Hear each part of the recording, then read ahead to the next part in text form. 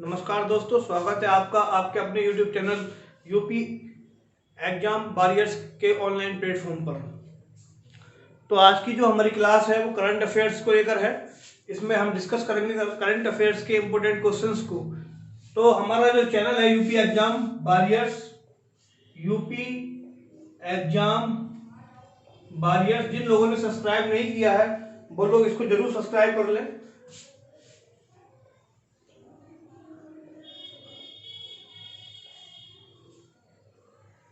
जिन लोगों ने चैनल को सब्सक्राइब नहीं किया है वो लोग चैनल को जरूर सब्सक्राइब कर लें, जिससे आपको वीडियो का मिलने वाला जो डिस्क्रिप्शन है वो मिल जाया करे और आप वीडियो देख लिया करें। क्योंकि मैं वीडियो शेयर तो कर ही देता हूँ, लेकिन चैनल को सब्सक्राइब करना भी जरूरी है। ठीक है, तो ये जो हमारी क्लास है वो करंट अफेयर्स के इंपॉर्टेंट क्वेश्चंस को लेकर है, जो कि बहुत अच्छे क्वेश्चंस रहने वाले हैं, जिनको आप मतलब ध्यान वीडियो को पूरा देखें, आराम से देखें। हर एक क्वेश्चन को बहुत मैंने बारीकी से बनाया है और इसमें इससे जुड़े सभी तथ्यों को लिया गया है। एक क्वेश्चन में कहां कहां से तथ्य लिए गए हैं, इसमें और क्या बन सकता है, तो वो मैंने इसमें ऐड किया है। ठीक है, तो हम शुरुआत करते हैं पहले क्वेश्चन से। तो पहला जो क्वेश्चन है हमारा, हाल ही में कर्नाटक के किस शहर में, पहला क्वेश्चन है हमारा, हाल ही में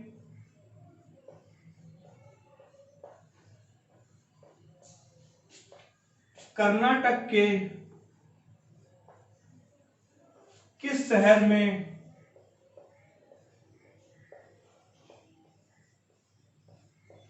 रेल संग्रहालय का उद्घाटन किया गया है।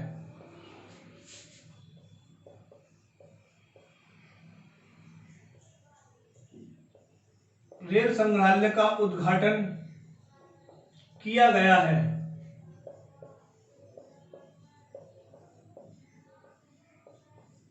तो बेटा क्वेश्चन नोट करें।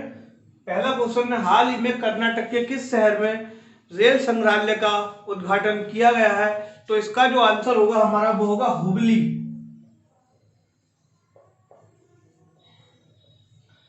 देखो, मेरा मेन उद्देश्य यह है कि उन क्वेश्चंस को लिया जाए जो एग्जाम पर्पज से बहुत इंपॉर्टेंट है। फालतू के क्वेश्चंस को ना लेके एक अच्छी वीडियो बनाई जाए जिसमें अच्छे क्वेश्चंस हो और जो एग्जाम की दृष्टि से इंपॉर्टेंट हो। तो इसका जो आंसर है हमारा हुबली। तो हुबली हमारा कहां पड़ता है, कर्नाटक। अब देखो, जैसे इसमें कर्नाटक का जिक्र हुआ है, तो अब आपकी जिम्मेदारी बनती है इसमें कि वर्तमान में कर्नाटक के मुख्यमंत्री कौन है। ये तो आप नोट करेंगे, हुबली इसका आंसर हो जाएगा। ठीक है, अब कर्नाटक के मुख्यमंत्री और कर्नाटक के राज्यपाल, ये दोनों आपको इसी क्वेश्चन में लिखना है। यानी एक क्वेश्चन से हमारे 3 क्वेश्चन पूरे हो जाते हैं। तो कर्नाटक के मुख्यमंत्री और कर्नाटक के, मैंने क्या कहा, पकी पकाई खीर आपको नहीं खानी है। यानी जब खीर आप बनेगी तो इसमें कुछ काम मैं आपसे भी करवाऊंगा, जैसे चावल बीनने का काम हो गया, चीनी नहीं बीनी जाती, चीनी को मतलब साफ करने का, मतलब कुछ ऐसे काम होते हैं। जैसे खीर बननी है तो उसमें कुछ ना कुछ सहयोग आपका रहे। जब खीर बन के तैयार होगी तो बहुत अच्छा रिजल्ट मिलेगा आपको, मतलब आपका सहयोग जब रहेगा, आपकी मेहनत रहेगी, जब उसका रिजल्ट आएगा तो आपको उसका बहुत अच्छा परिणाम मिलने वाला है। ठीक है, तो इसमें कर्नाटक के मुख्यमंत्री और राज्यपाल आपको लिखना है इसी क्वेश्चन में। ठीक है, तो एक क्वेश्चन हमारा है। अब इसमें इसका जो मुख्य उद्देश्य था संग्रहालय को खोलने का, वो क्या था, वो लिखना है आपको। ठीक है,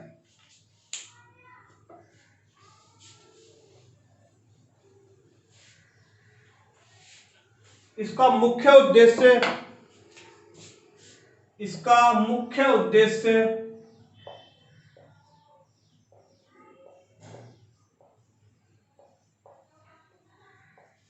रेलवे की विरासत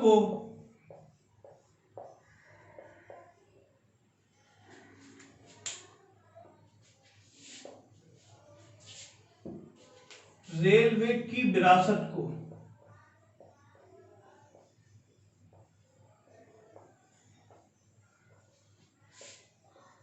संरक्षित और चित्रित करना है।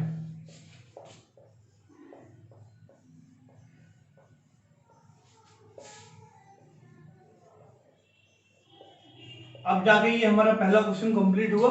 तो पहले क्वेश्चन में क्या था कि अगर पूछा जाए कि देश में पहला रेल संग्रहालय कहाँ खोला गया है, तो हुबली। मुख्यमंत्री और राज्यपाल आपको लिखने हैं, और इसका जो मुख्य उद्देश्य क्या था, रेलवे की विरासत को संरक्षित और चित्रित करना है। ठीक है, जो हमारे रेलवे की विरासत है उनको संरक्षित और चित्रित करना है। दूसरे क्वेश्चन पे आते हैं हम।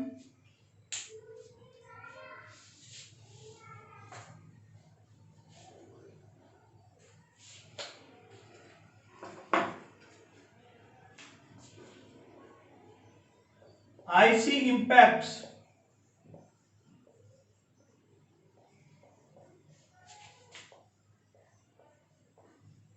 सम्मेलन 2020,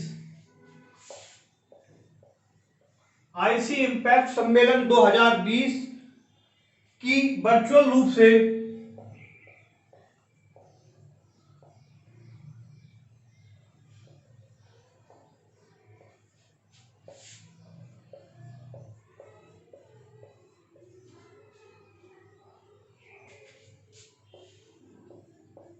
मेजबानी की है।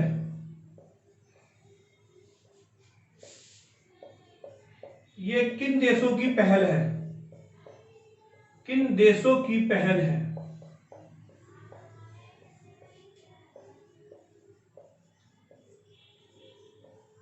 अब देखो आईसी इंपैक्ट क्या, पहले इसको समझना है।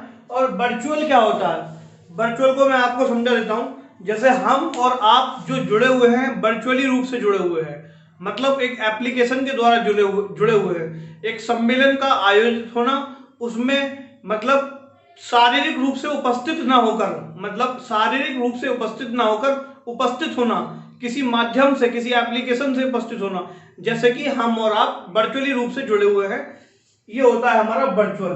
तो आईसी इंपैक्ट सम्मेलन 2020 की वर्चुअल रूप से मेजबानी की है। किन दो देशों की पहल है, तो ये जो पहल है इंडिया, भारत और कनाडा की पहल है। ठीक है,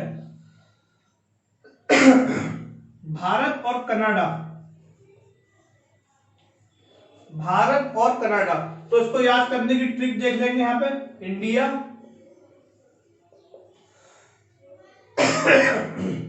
सी से हो जाएगा कनाडा। अब इम्पैक्ट्स, इसकी जो फुल फॉर्म पे जाएंगे हम, तो इसकी फुल फॉर्म भी लिख लेते, पूछी नहीं जाएगी लेकिन हमें पता होना चाहिए। ठीक है, क्या होना चाहिए, पता होना चाहिए। इसका उद्देश्य जान लेंगे पहले। पहले क्या करेंगे, इसका उद्देश्य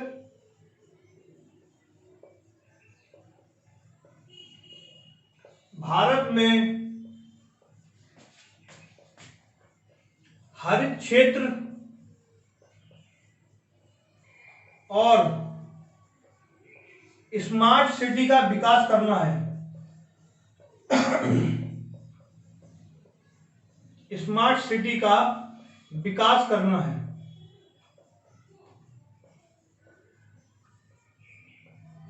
ये जो क्वेश्चन है सारे के सारे दमदार क्वेश्चन है, एग्जाम में आने लायक क्वेश्चन है। ठीक है, तो किसी भी क्वेश्चन को आप इग्नोर ना करें और इसको पूरा कॉपी में नोट्स करें। जो करंट अफेयर की कॉपी आप बना रहे हैं उसमें इसको नोट करें। तो इसका जो उद्देश्य है भारत में हरित क्षेत्र और स्मार्ट सिटी का विकास करना है। अब आईसी इंपैक्ट्स को देखेंगे। ठीक है,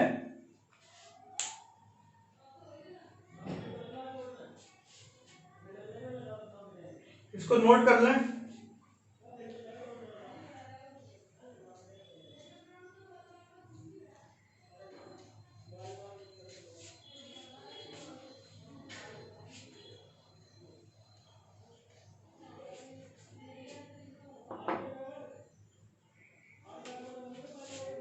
centre for innovative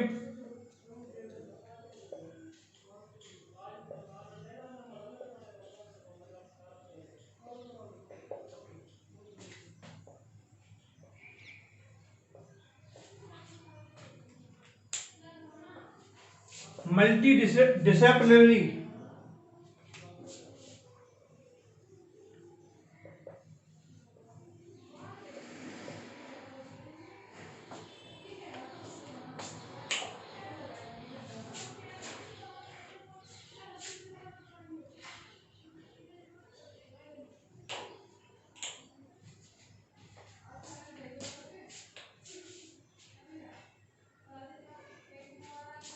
to accelerate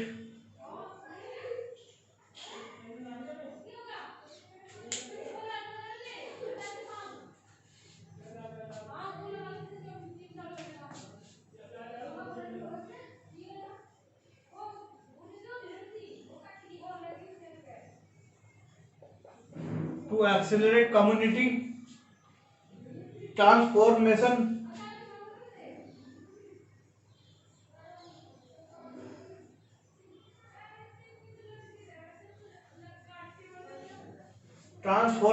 and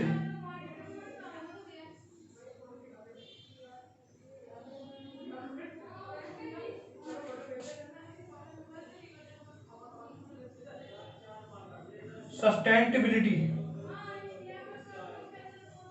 ये हमारा आईसी इम्पैक्ट है, ठीक है। Centre for innovative multi disciplinary to accelerate community transformation and sustainability, इसको नोट कर लेंगे। इसकी फुल फॉर्म पूछी नहीं जाएगी, पूछ भी जाती है तो मैंने लिख दी है, इसको आप याद कर लेंगे, ठीक है। और ये जो सम्मेलन है इंडिया और कनाडा की जो पहल थी इन्होंने किया, इसका उद्देश्य था भारत में हरित क्षेत्र और स्मार्ट सिटी को विकसित करना। अब अगले क्वेश्चन की तरफ ध्यान देंगे।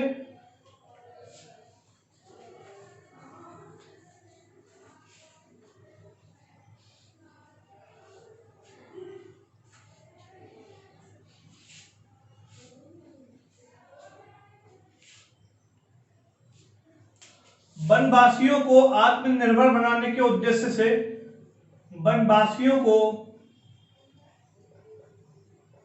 आत्मनिर्भर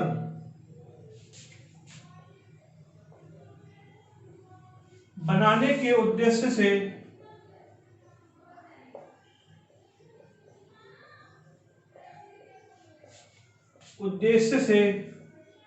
किस राज्य ने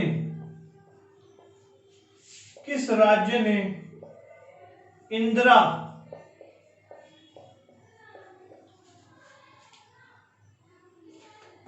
वन मितान योजना शुरू की है? इंदिरा वन मितान योजना शुरू की है।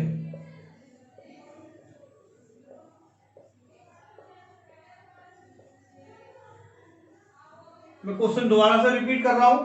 वनवासियों को आत्मनिर्भर बनाने के उद्देश्य से किस राज्य ने इंदिरा वन मितान योजना शुरू की है? ठीक है, तो इसका जो आंसर है वो है हमारा छत्तीसगढ़।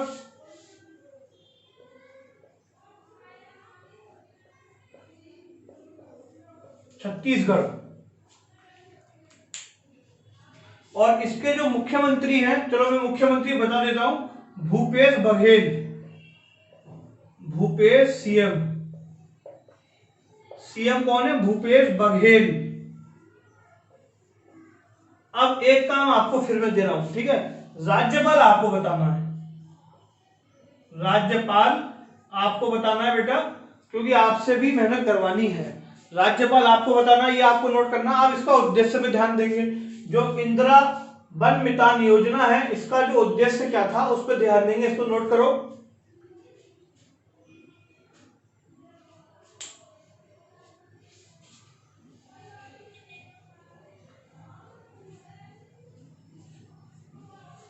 इस योजना का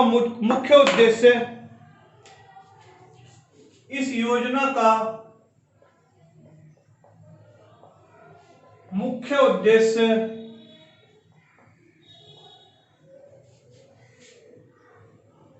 छत्तीसगढ़ के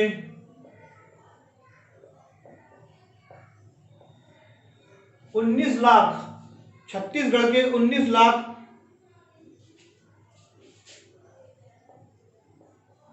अनुसूचित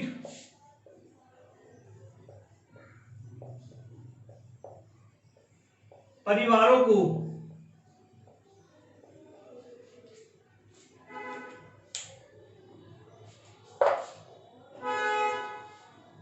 स्वरोजगार के अवसर उपलब्ध कराना है।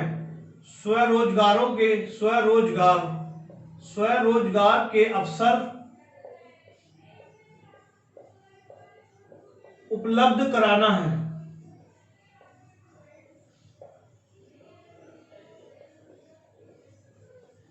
इसका जो उद्देश्य है वो छत्तीसगढ़ के 19 लाख अनुसूचित परिवारों को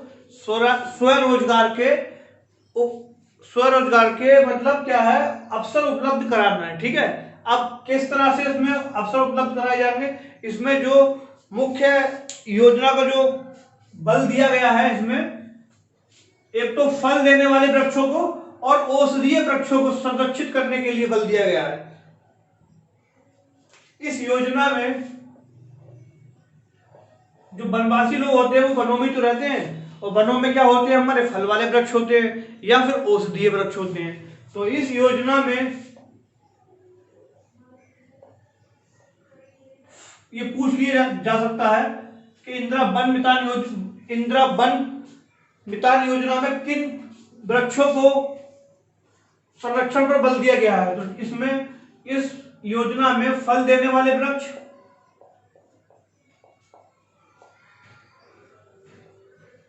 और औषधीय वृक्ष, औषधीय पौधों से मतलब ये होता है जिनसे हमारी दवाइयां बनती, आयुर्वेद में दवाइयां बनती है, ठीक है। औषधीय पौधों का संरक्षण करना है।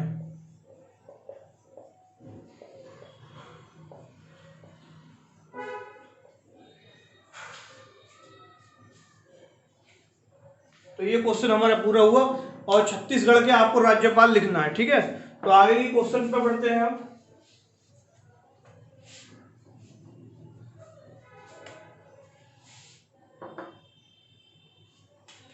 किस ई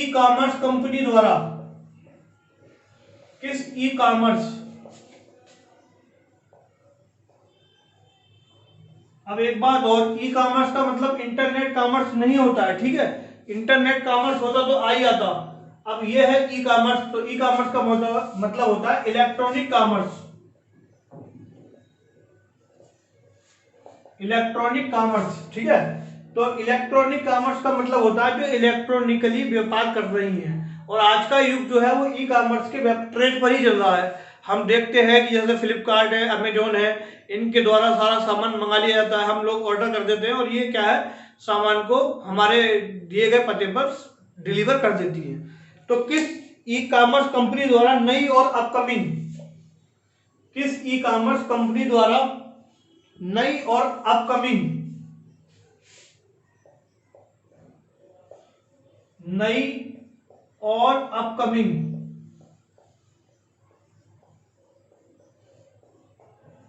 नई का मतलब जो नई है और अपकमिंग मतलब जो आने वाली, नई और अपकमिंग फर्मों के लिए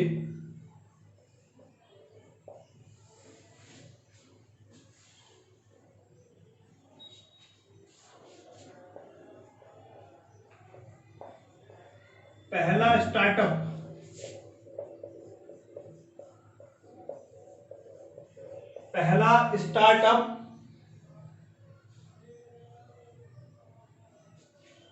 एक्सलेटर, पहला स्टार्टअप एक्सलेटर प्रोग्राम लॉन्च किया गया है, प्रोग्राम लॉन्च किया गया है।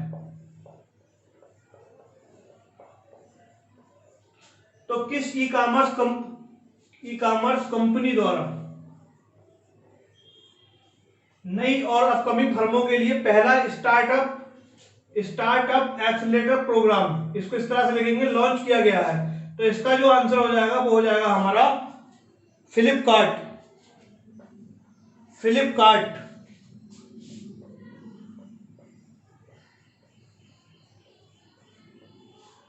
फ्लिपकार्ट क्या है, हमारी एक ई कॉमर्स कंपनी है जो कि हम मतलब हमारे द्वारा मंगाए गए सामान को हमारे पते पर क्या करती है, डिलीवरी करती है।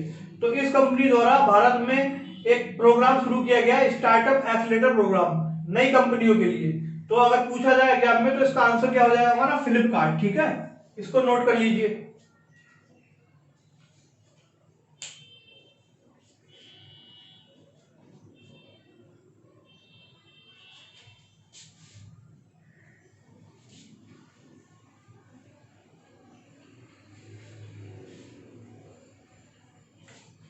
अगला क्वेश्चन है, भारत सरकार ने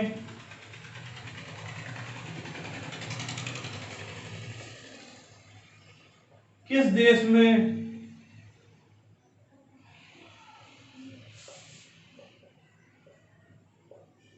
आईपीएल, इसको तो सभी जानते होंगे, इसकी फुल फॉर्म आपको कमेंट में भेजनी है, आईपीएल कराने की मंजूरी दी है, कराने की मंजूरी प्रदान की है, मंजूरी प्रदान की है। कोरोना वायरस के कारण इस बार का जो आईपीएल था वो हमारे देश में नहीं हो पाया, लेकिन आईपीएल कराया जाना है। अब वो किस देश में कराया जाना है, ये क्वेश्चन बहुत इंपॉर्टेंट है। तो किस देश में कराया जाना है, तो ये कराया जाना संयुक्त अरब अमीरात।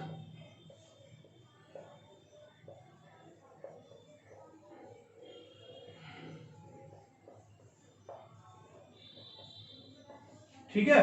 अब एक क्वेश्चन मैं आपके लिए दे रहा हूं, जो जो क्वेश्चन ये भी पूछा जा सकता है कौन से देश में होगा, और ये भी पूछा जा सकता है कि 2020 में आईपीएल का कौन सा संस्करण होगा। संस्करण का मतलब क्या होता है कि 11वां संस्करण होगा, 12वां संस्करण होगा, 13वां संस्करण होगा। ये क्वेश्चन यूपीपीसीएस के प्रीलिम्स में पूछा हुआ है कि 2014 में जब मैंने प्रीलिम्स दिया था तो उसमें पूछा गया था कि वर्ष 2014 में आईपीएल का कौन सा संस्करण हुआ है, 8वां, 7वां, 9वां, 10वां। तो ये आपको बताना है कमेंट के द्वारा कि वर्ष 2020 में आईपीएल का कौन सा संस्करण होगा। 2019 में कौन सा हुआ था, तो फिर 2019 में जो हुआ होगा उससे एक बढ़ा दोगे आप, तो 2020 में वही हो जाएगा। इसको पता करने के लिए आपको 2019 का पता होना चाहिए। ठीक है, तो एक चीज और इसमें नोट करके लिखेंगे, इसको नोट कर लो पहले।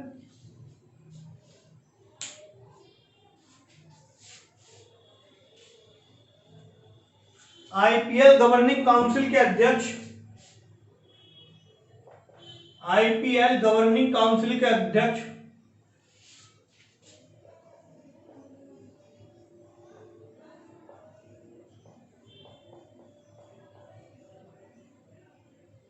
काउंसिल के अध्यक्ष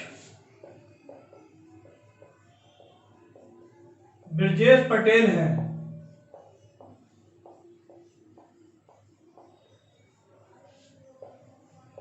आईपीएल गवर्निंग काउंसिल के अध्यक्ष ब्रजेश पटेल हैं।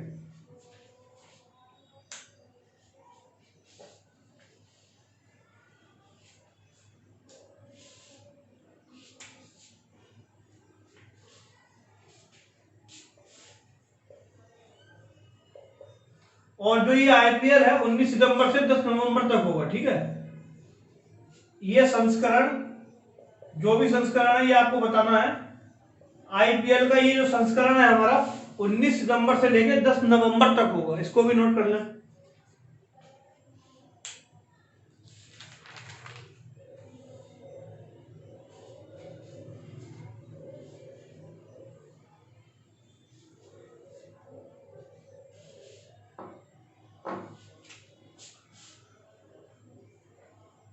कौन सा जलप्रपात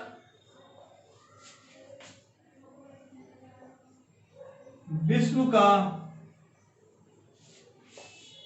यह भी चर्चा में रहा था। ठीक है, कौन सा जलप्रपात विश्व का सबसे ऊंचा जलप्रपात है।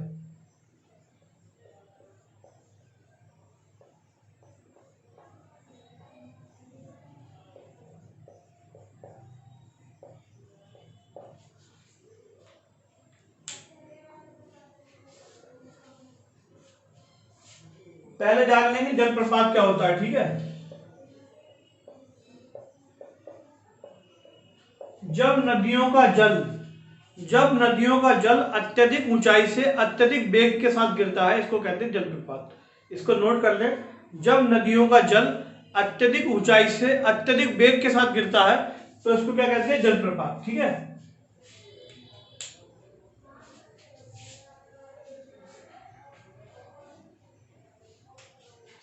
तो सबसे ऊंचा कौन सा है, एंजेल जलप्रपात।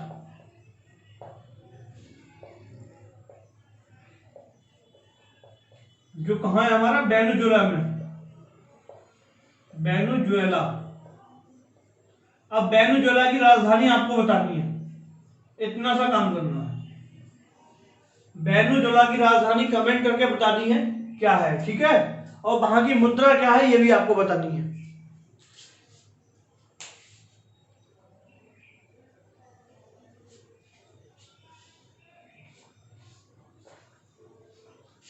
दो क्वेश्चन हो गए आपके लिए, एक तो वेनेजुएला की राजधानी और दूसरा मुद्रा। जलप्रपात मैंने बता ही दिया, जब नदियों का जल अत्यधिक ऊंचाई से अत्यधिक वेग के साथ नीचे गिरता है उसको कहते हैं जलप्रपात। क्या कहते हैं? जलप्रपात। सबसे ऊंचा कौन सा है? एंजेला जलप्रपात। और कहां पे है ये? वेनेजुएला में। ठीक है। राजधानी मुद्रा आपको बताना है। हाल ही में एक सर्वे हुआ है। क्या हुआ है? हाल ही में एक सर्वे हुआ है। इस सर्वे के अनुसार हाल ही में किए गए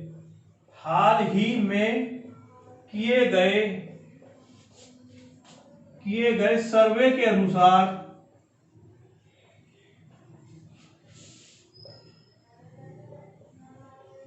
तंबाकू सेवन से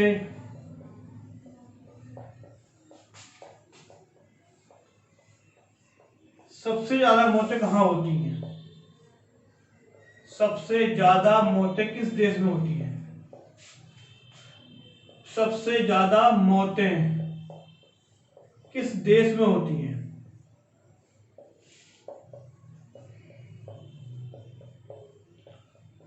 किस देश में होती हैं?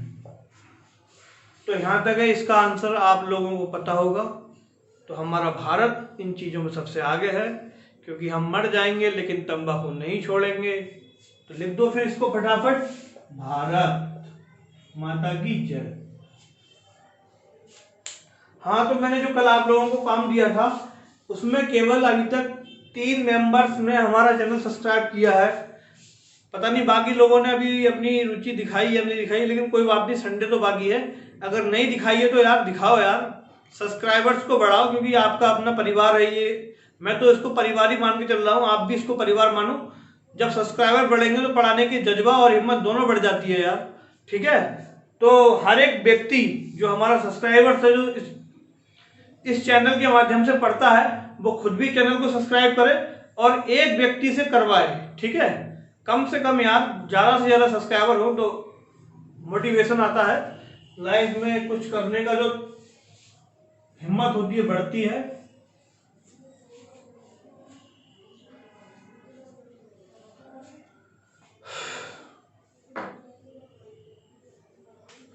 अब अगला क्वेश्चन है, यह भी बहुत इंपॉर्टेंट है। भारत के ईमानदार करदाताओं को सम्मानित करने के लिए, भारत के ईमानदार करदाताओं को, मैं बोल रहा हूं, भारत के ईमानदार करदाताओं को सम्मानित करने के लिए,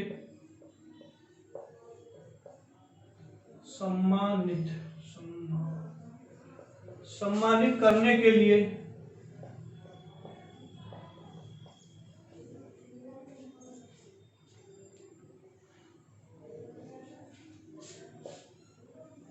प्रधानमंत्री मोदी ने एक प्लेटफॉर्म शुरू किया है।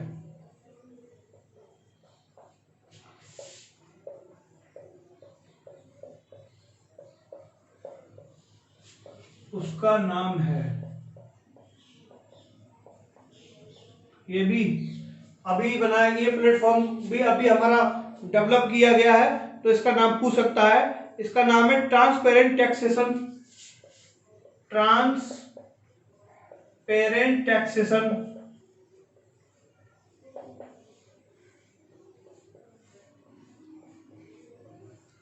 Transparent taxation honouring the honest, honouring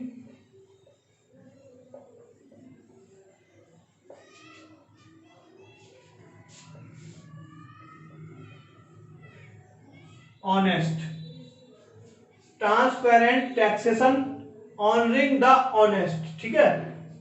तो जो ईमानदार करदाता है हमारे देश में, 1.5 करोड़ से ज्यादा करदाता हैं, तो उनको सम्मानित करने के लिए transparent taxation honouring the honest एक प्लेटफॉर्म को डेवलप किया गया है। ठीक है, इसको नोट कर लो।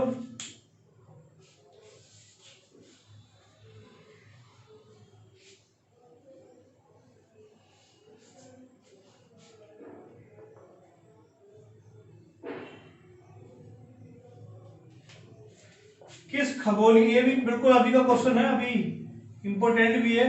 किस खगोलीय पिंड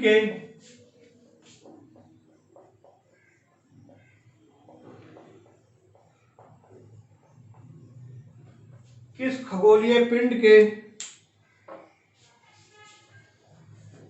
बाहरी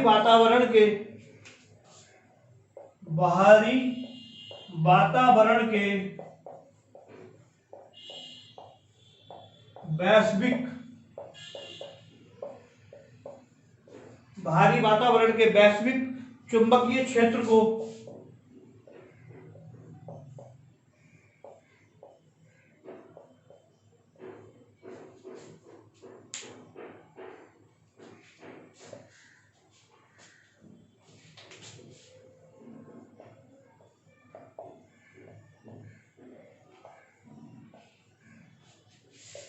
को पहली बार मापा गया।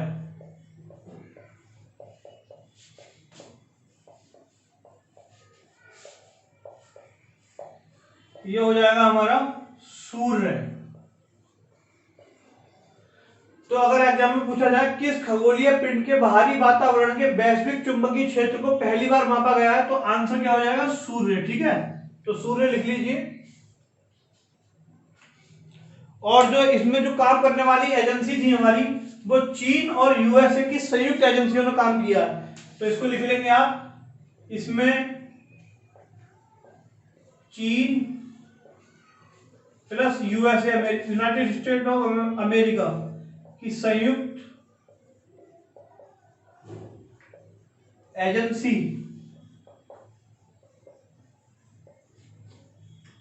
काम किया है।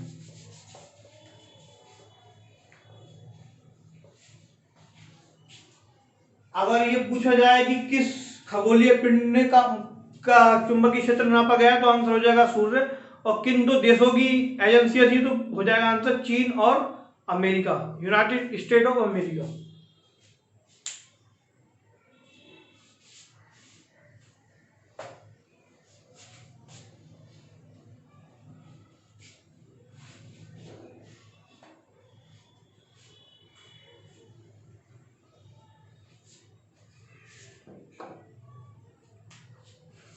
ट्रैफिक द्वारा जारी की गई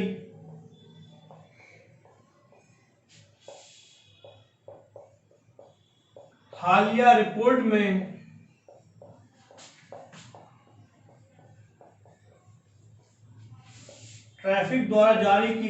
रिपोर्ट में भारत के किन दो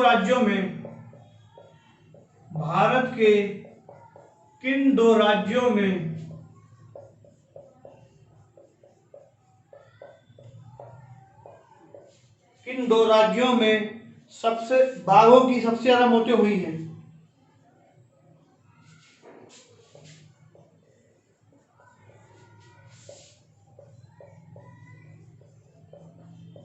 सबसे ज्यादा मौतें हुई हैं।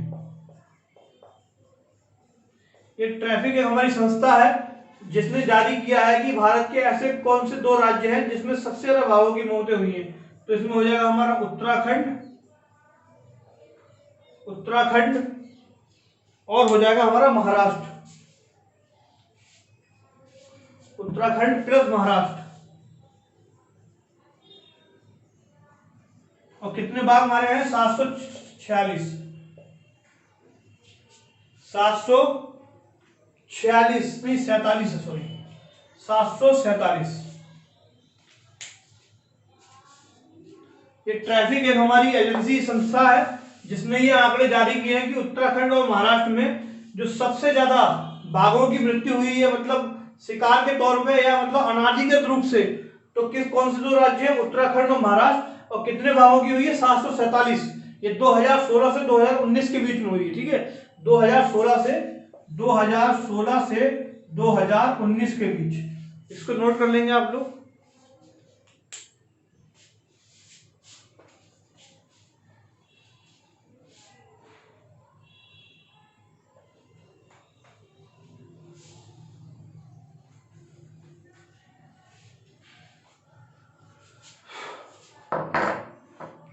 किसकी अध्यक्षता में ये भी बहुत इंपॉर्टेंट क्वेश्चन है।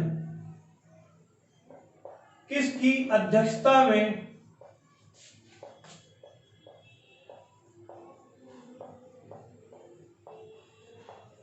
आरबीआई ने, किसकी अध्यक्षता में आरबीआई ने, अब आरबीआई की फुल फॉर्म आपको कमेंट द्वारा भेजनी है, और इसकी स्थापना कब हुई थी और वर्तमान में इसके अध्यक्ष कौन है। आरबीआई ने ऋण को लेकर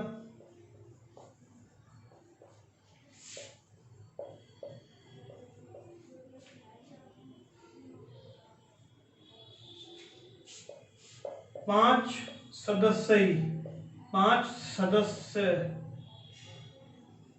समिति का गठन किया है।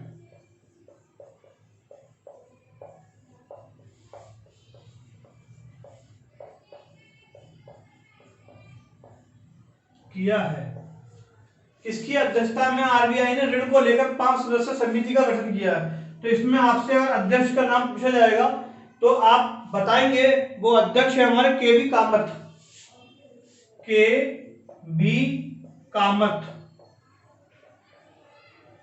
आरबीआई की फुल फॉर्म, आरबीआई के अध्यक्ष कौन है इस समय, ये आप लोगों को बताना है कमेंट करके, ठीक है। तो ऋण को लेकर जो समिति बनी है उसके अध्यक्ष है हमारे के बी कामत। ये क्वेश्चन हमारा पूरा हो गया होगा।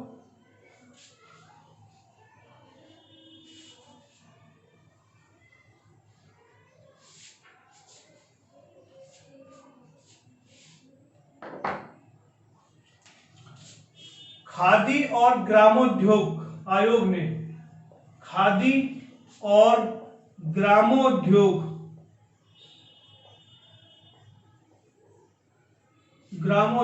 आयोग ने किस राज्य में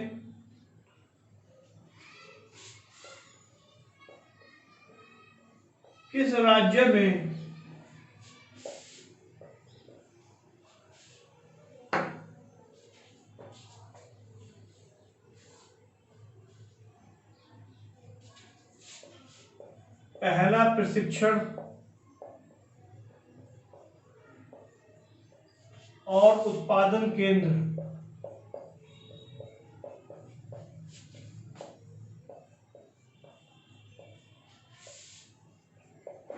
खोलने की घोषणा की है।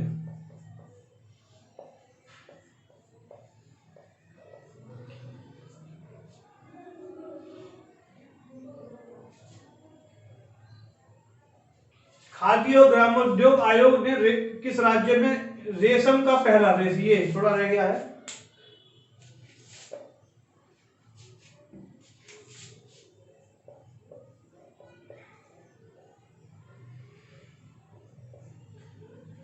रेशम का पहला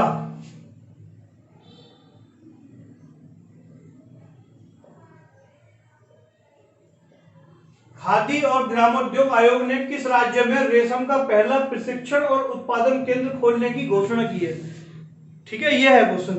खादी और ग्रामोद्योग आयोग ने किस राज्य में रेशम का पहला प्रशिक्षण और उत्पादन केंद्र खोलने की घोषणा की है। ठीक है, तो इसका आंसर हो जाएगा हमारा अरुणाचल प्रदेश।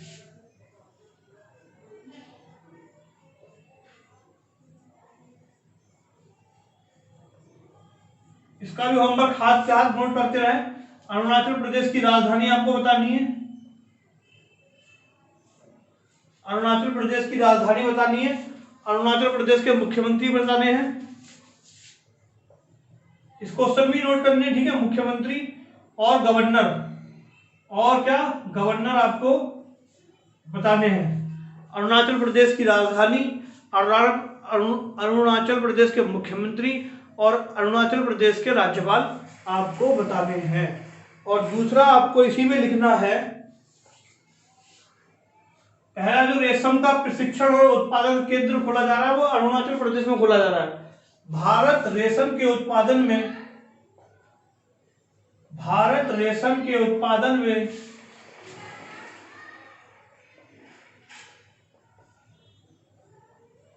दूसरे स्थान पर है। पहले पे कौन है, चीन है, ठीक है, दूसरे स्थान पर है। पहले पर कौन है? चाइना है, दूसरे पे हमारा भारत है, और पहला प्रशिक्षण और उत्पादन केंद्र कहाँ खोला जा रहा है हमारे देश में? अरुणाचल प्रदेश में। अरुणाचल प्रदेश के राज्यपाल, सीएम और इसकी राजधानी आपको कमेंट करके बतानी है। कमेंट ही नहीं आते यार, मेहनत ही नहीं कर रहे आप लोग, और चाहिए फिर सिलेक्शन।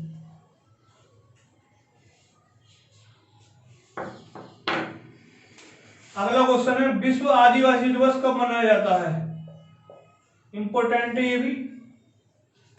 विश्व आदिवासी दिवस कब मनाया जाता है?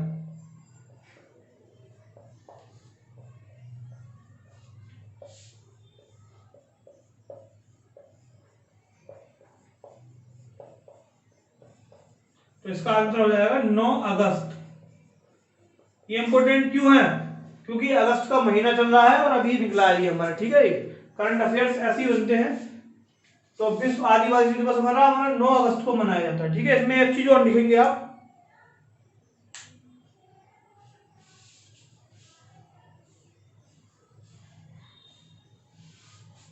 भारतीय संविधान की अनुसूची 5 में, इसी में है ये, भारतीय संविधान की अनुसूची 5, ये भी इंपॉर्टेंट है। अनुसूची 5 में आदिवासियों को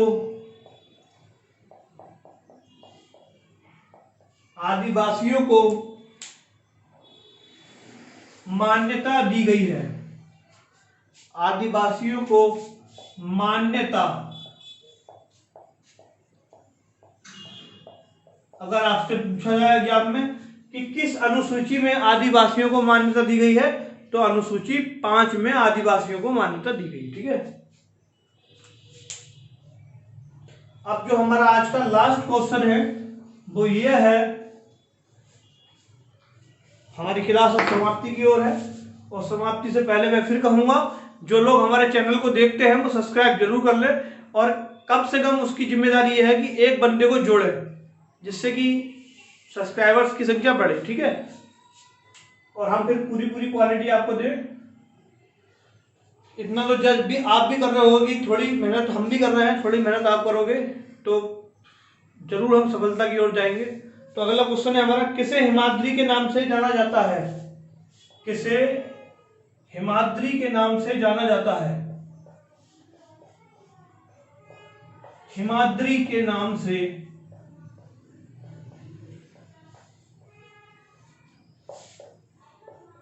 आज रात 10 बजे तक 100 सब्सक्राइबर हो जाने चाहिए। किसे हिमाद्री के नाम से जाना जाता है? ठीक है, तो इसका आंसर हो जाएगा हमारा बृहद हिमालय को, बृहद हिमालय। यार मेरे अंदर भी मेहनत करने का जज्बा जब ही जागेगा ना, कि जब सब्सक्राइबर होंगे, जब मुझे देखने वाले होंगे, ठीक है। बृहद हिमालय इसे क्यों कहा जाता है? क्योंकि ये पूरे वर्ष बृहद हिमालय बर्फ से ढका रहता है। बर्फ हाँ ऐसे लिखा जाएगा, बर्फ से ढका रहता है, ठीक है दोस्तों। हमारी जो क्लास थी वो आज की यहीं तक थी। क्वेश्चन कैसे लगे आपको? मेरी तरफ से तो एकदम सारे क्वेश्चन ऐसे थे कि बढ़िया थे। आपको कैसे लगे ये आपको कमेंट करके बताना है। तो जय हिंद, जय भारत, अपना ख्याल रखिए, घर पे रहिए और स्वस्थ रहिए।